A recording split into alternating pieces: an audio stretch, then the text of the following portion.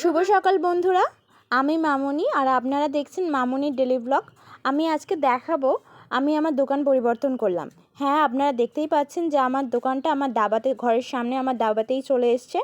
এখানে সমস্ত র্যাকগুলো আমি রেখেছি, কারণ এখন পর্যন্ত দোকান পরিবর্তন করার জন্য আমি অন্য কোনো জায়গা পাইনি, তাই আমাকে এই ছোট্ট জায়গার মধ্যেই সব কিছু অ্যারেঞ্জ করে রাখতে হবে।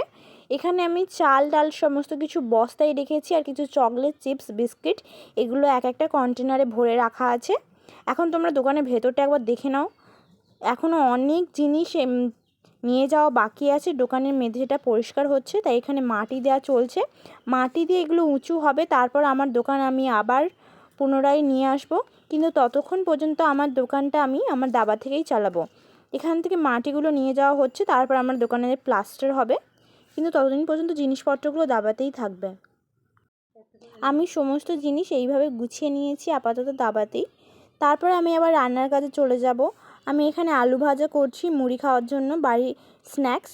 বাঙালির একমাত্র ভালো স্ন্যাক্স হচ্ছে মুড়ি, আর মুড়ির সাথে আলু ভাজা। এই মুড়ি টিফিন সেরে তারপর আমি মোচা কাটতে বসালাম। মোচা চপ হবে আজকে স্ন্যাক্সে, তাই আগে থেকে মোচাটা কেটে রাখছি।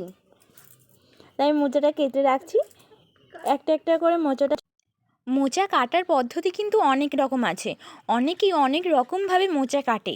আর আমি যেভাবে কাটছি তোমরা একটু দেখে নাও, যাতে অনেক সহজ পদ্ধতিতেই তোমরা অনেক কাজের মাঝখানে মোচাটা খুব সুন্দরভাবে কেটে নিতে পারবে।